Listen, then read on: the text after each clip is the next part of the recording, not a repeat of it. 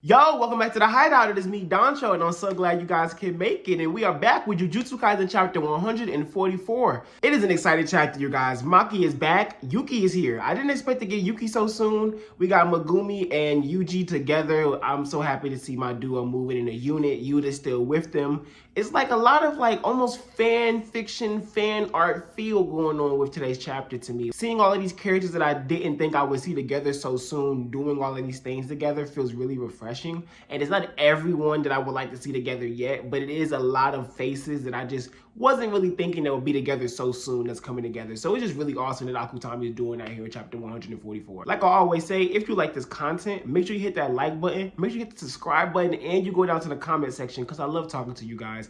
I love the comments you guys bring up, and you guys are awesome with the support. Notification gang, let them know that you are there, okay? Make sure they know that you have that bell icon hit, all right? And if you like to support the channel monetarily, you can always support at the coffee link down below or at our Patreon. We always see more people going there, and we always love to get adding more content for you guys. So make sure you come by and check that out, all right?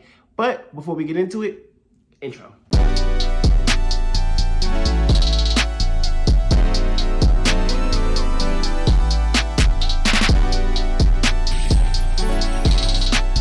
Yeah, so Jujutsu Kaisen chapter 144 was just awesome, okay? Like, the beginning of it starts off with Yuji and Megumi still talking about the whole culling game thing. And the culling game just is so awesome. Like, I know we talked about it last chapter, but I just want to reiterate, fucking awesome concept, Akutami. You did an amazing fucking job.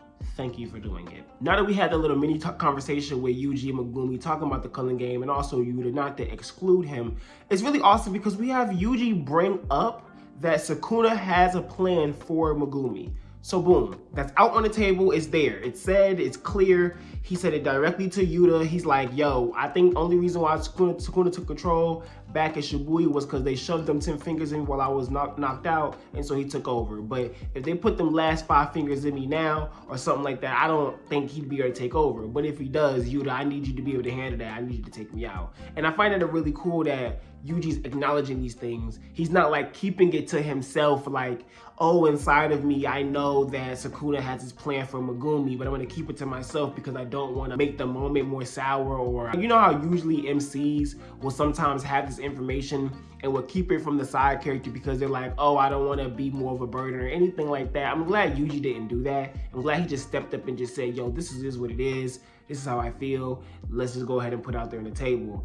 And, you know, Yuta's all like, okay, yeah, I'll do my best. I don't know, Yuta, full power Sukuna, 20 fingers versus you. Yeah, we not gonna, yeah. But anyway, the thought is very nice. Thank you, Yuta, for being there for Yuji. Continuing on, we have Yuji basically asking Megumi next, so what about Nobara? Like, how's Nobara doing? And Megumi doesn't say anything. He just like looks down, and then so Yuji looks down, and he's like, okay, I get it. And so some people are all like, okay, so like she's dead. Like, are they basically saying that she's dead? And so Yuji's like, okay, I get it, she's gone. And I don't think that's what's going on. I think if she was dead and like was pronounced dead, she got a tombstone, all of that, I think Megumi would straight up just said to Yuji, yeah, bro, like she's done. The same way that he said to her when Yuji's dead, he's dead. It is what it is, right? I think she's just in a comatose state. I don't see what else it could be. I know some people were saying, oh, what if she's acting like she's like dead and he's acting like she's dead to get back at Yuji. I'm like, that doesn't seem like this is the appropriate time for that. But if that is what's going on, that is what's going on. When Gojo did it for Yuji, it seemed like an appropriate time, even though they were mourning. But like, in this situation, I don't know if this is the appropriate time for that type of joke to be going on. I don't even think if their minds are going through that. Maybe because she said to him, tell everyone it wasn't that bad. So her saying that to him was her already implying to him she was going to be dead. And now not being dead, she's like, okay, don't say anything because I already pretty much confirmed to him my life was over. Who knows? I really don't think that she is dead. I do think Nobara is just in a comatose state, and this is a really bad state, and that maybe they are trying to find a way to revitalize her, to bring her back to life. Or maybe they have her back to life, but she's more vegetative and is waiting for her to actually respond. And maybe her brain hasn't responded yet after being affected by the transfiguration, maybe. You know, these type of things that could be going on with Nobara. So I think that we'll see. I don't want anybody to count Nobara out yet. I'm not gonna count Nobara out yet. And why would we count her out yet if Gege hasn't given us a tombstone or an official death thing yet? Like, Everyone else is getting official death things. Why didn't we get anything in the bar? We haven't gotten anything concrete like, yeah, she's dead. We got more like teaser, I'm gonna fuck with the fans type of thing. So I don't know yet, but it's good writing in my opinion. So continuing on, Megumi continues and says to Yuji, let's go ahead and we need to get back to the school so that we can figure out, one, how to get Gojo unsealed, and two, figure out what exactly is Brain's true goals. And Megumi basically breaks it down to, we need to go to Tengen and talk to Tengen and figure out these answers. Whoa, mind blowing. I'm so excited for that. I mean, like, just knowing that Tengen now is going to be here having a confrontation or an interaction with our cast is just fantastic. It really does feel like Jujutsu Kaisen is approaching more of a, okay, we're headed toward where the end game was going to be at. So Gege saying 2023, I could believe that 2023 really may be the end of Jujutsu Kaisen. We'll have to see. Continue with that, basically, Yuji's all like, okay, but wouldn't Yuki know some answers to this stuff? And Megumi's all like, I already talked to her. She said, we gotta talk to Tengen. And that's what I love about Megumi, is that Megumi's already on it. He has these plans. He has these things he's trying to get done. He's not sitting and waiting. He's not dilly-dallying. There's things that gotta get done, things that has to happen. And Megumi's gonna make them happen when he needs to make them happen. It isn't like a wait and then go get it done thing. He's asking the questions when he needs to ask them. So when someone else is like, oh yeah, maybe this, he's all like, oh, I already looked into that. Like, I already thought about that. That was, we on something else, right? Not saying like Yuji's like, oh, he's super slow, he's not into it, but that's just how Megumi is. Especially if it's in regards to his sister. He definitely wants to like be on point and make sure he's doing all of the correct things. So as we continue on with the topic, right, we have Megumi saying, oh yeah, and Yuki's also at the school, you know, she's hiding out. So Shorty's hiding out. We don't have to worry too much about that. Let's go ahead and get to her so we can have this conversation of what's going on. The only issue is how the hell we gonna get to Tengen, because everything is amazing, everything is so confusing. And that's when Choso pops in like, oh yeah, about that, I can help. You know what I'm saying? Like, and so that's really cool, because we pretty much know why Choso can help, but he'll explain it a little later. And then now we move on to the next scene of them finally getting to the Jujutsu school. We go down and we got Maki with Yuki, which is a very interesting duo, seeing those two together.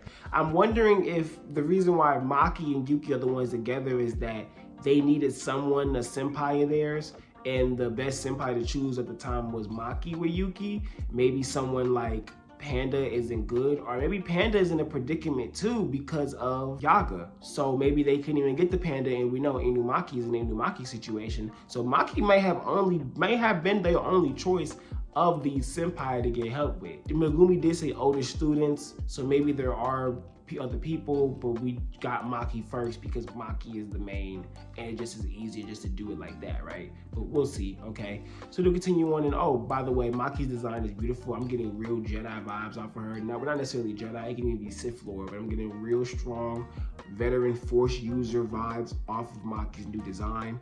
It looks so fucking awesome. She still looks beautiful. Like, she still just looks so amazing, and I don't care what anyone has to say, she's still great.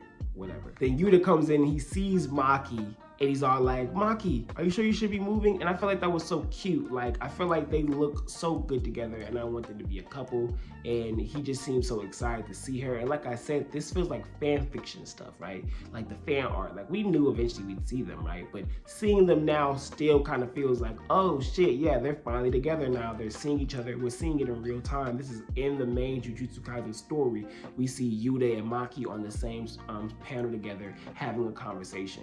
And it's so awesome to see and awesome to feel, especially someone like me who's been reading Jujutsu Kaisen since literally chapter 1, no exaggeration. It just feels so awesome seeing this here now. So I don't know, I just wanted to make sure I pointed that out. As we continue on, they have the conversation about, okay, so how are we gonna do this whole Tengen getting through the barrier thing? And Choso says, oh yeah, my siblings, and he lists them. Now this is the thing, he says all of his siblings' names. I don't have them memorized. Let's pop the names up. They should be there on the screen already if they aren't. So they need to be fucking shown. Akutami keeps fucking talking about in the interview that they aren't coming. That's a lie. There was this, like, why would you name every single one of them? And then their names have meanings. So why would you name them? We're gonna get these fucking death rooms, and I fucking need them. I need these death painting rooms so bad. It would be so cool to see them and see them turn up and see them be like Yuji's like little mini family or something now, because they're all made because of Brain Kun. It We see all of these like guys just turn up and go to fucking work. I hope that Akutami was lying just to mess with us, and we are gonna get it. And I also hope Jujutsu Kaisen goes to 2025 or 2026. How about that? Yeah, so that was really awesome, but that he basically explains all of that, and then so they're like, okay, Yuki's like, perfect, let's just do it. But Maki's like, wait, hold on, but who is this? And then Yuji can only respond like, let's just say he's my elder brother. And it makes me wonder, is Yuji saying that because maybe he has some type of recollection of the little memory that we saw while he was asleep? Did he actually dream that memory, have a dream of that memory, and now he like recollects or remembers at least that he has some type of dream of that nature, so he's now more accepting of calling Choso his older brother? Or does it just make it easier to say he's my older brother or something like an older brother to me, to Maki, to just make the situation seem smoother? It could be both. I mean, you know, it really depends on how the situation goes. Personally, I'm down for either one. I would like it for Yuji to remember the memory because it would be really awesome to see how he would react to all of that and how he would feel. But I feel like if he remembered, I feel like we would see him affected by that instantly, because I feel like that's a type of big old drop for you not to be affected by that instantly unless he's not putting the pieces together. I literally have no idea, but I'm excited for anything that happens. We could do it either way, either or, however it works. So that gets Choso excited though, and he's all like, Yuji, I'm excited. But then, you know, Yuji seems to like be like, okay, let's just get the fuck going. And task Megumi in the back, like, let's get a move on. And so they move on. And then they go down. They follow Choso's little guy, and they go down, and they even get to where exactly Toji killed homegirl and then had the box with Ghetto and fucked Ghetto up. Like, just the fact that they walked over that, and then we get the reference to it. Like, Yuji's like, this blood stains what happened here. And then Yuki's all like, 11 years ago.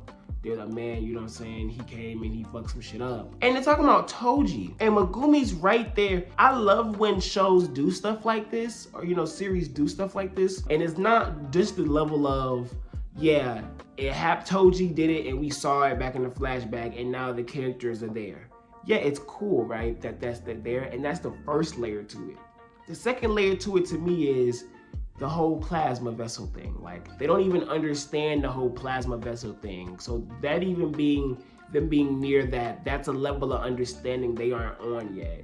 Two, it's what caused Ghetto to go bad. That is another level of understanding they don't get. Like Yuki said, now that I think about it, and when that happened, it seemed like everything started to go disarray. You know what I'm saying? Everything started trying to get kind of wonky. That was his catalyst. That was one of his main things to make him decide to go bad. Toji doing what the fuck he did. That's what made Gojo get into reverse technique. That moment right the fuck there, where he took that first like real L. You gotta really think about it. Like, these kids are walking past literal history that happened, and now it's causing everything that's happening. And it's only a brush over moment of, oh yeah, it happened 11 years ago. But oddly, I think when this happened, that is kind of when stuff seemed like to go crazy. It's wild because Akutami's playing with this level of just nuance and wanting to make you as a reader feel something. The person that Yuki is talking about is Megumi's father. The person that Maki just watched save her and Naobito's ass. The person that Megumi also watched too,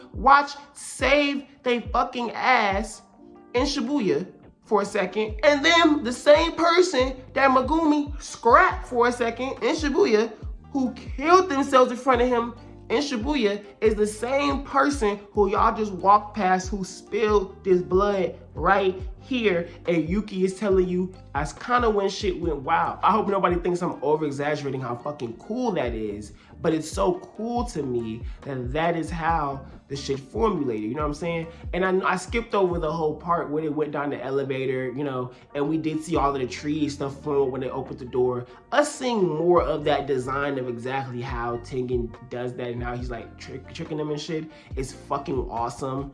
And just Akutami's like thought process of doing that is really cool. But the idea of them walking past where Toji's rampage happened, where everything really changed in the Jujutsu world as people kind of really knew it, it's crazy to me. I find it really, really wild. And then so, you know, we just continue on, and that's when they walk into that white room. Yuki says they're rejected. You know what I'm saying? Rejected, okay, not accepted. And then she thinks, oh, I thought it'd be fine because of the 6 Eyes seal. Some people were confused and was like, what does that mean? Did that mean she helped seal Gojo? No, she's saying because motherfucker, the 6 Eyes is sealed. Bitches, you rejected me still? Let's talk, nigga. We got shit to discuss. Nigga, Gojo is gone. We got shit to talk about. But I think Tengen's mindset is, fuck you, ho. Like, the reason I think Tengen don't fuck with Yuki is because she wants to end cursed energy. Wow. Tengen don't want to end cursed energy. I'm starting to think that Tengen is some type of conduit, prophet maybe, guardian of, shareholder. To break down my theorization, as we get to the end of the chapter and we see that he lists everybody by name except Yuki, not by name, but by their relation to cursed energy.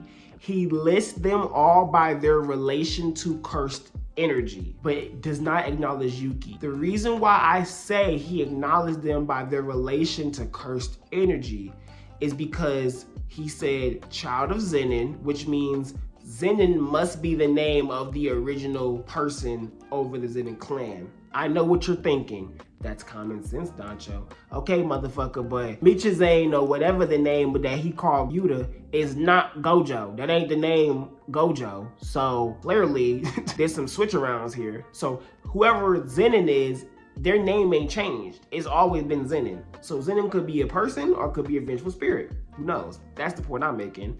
So like I said, he calls Yuta by the name of his descendant, the Mikijane. And then he calls Yuji Sukuna Vessel. But before that, he called Choso Death Painting Room. So he's naming everyone by their relation to cursed energy, nobody by their actual name, naming them by their relation to cursed energy. So bear with me. Wrapping back to my theory, I think he's some type of prophet, conduit, shareholder, whatever, something that is causing cursed energy to be in the world in general. But he's only one piece of the puzzle. I think he's the one piece inside Japan. Maybe there's other type of things in other countries, but considering we got the information that Japan has most of the sorcerers and shit, Tengen probably is the source. He probably is like the main one, right? And Tengen is probably the one passing cursed energy throughout the world, throughout Japan, which is causing energy to circulate throughout the entire world. You kind of get what I'm saying? It probably only needs to be honed in one spot for it to flow and seep throughout the rest of the entire world. So what I'm trying to say, if you don't get what I'm trying to say, is that Tengen looked monstrous because he low-key is from the heavens, and the heavens sent him down to curse man with cursed energy, and that is what it is. I think soon we are going to get the origins of cursed energy. I'm saying this now. I think coming up, we are going to get the origins of cursed energy, and I think it has something to do with Tengen not even being human, being from the heavens.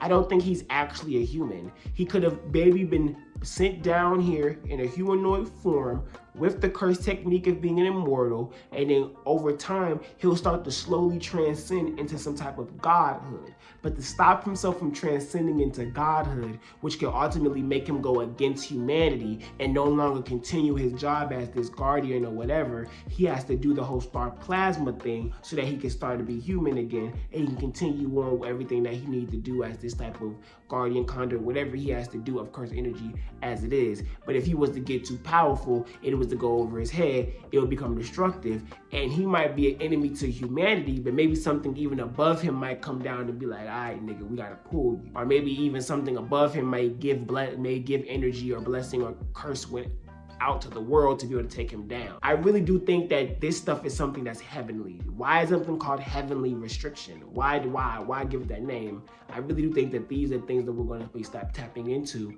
once we get into this conversation with Tengen, and we're on break. So I think after this break, Tom is going to come back with lore, like straight lore. And so I think this is now about to transition into figuring out what curse energy is. Can it be taken away? What is it going to do? What is positive energy? I think we're going to get a lot of that information. I'm excited for it. I feel like I've been rambling on with this chapter, y'all. I feel like I was talking about so much stuff, but I really hope you guys enjoyed it. Like I always say, hit that like button. Comment below any ideas that you guys have going on with Tengen and this 144, you guys. I love it. I'm excited. I'm so ready. And hit that subscribe button, that bell icon if you made it all the way to the end of this video and you enjoyed it. But as I always say, it is me, Doncho, and peace.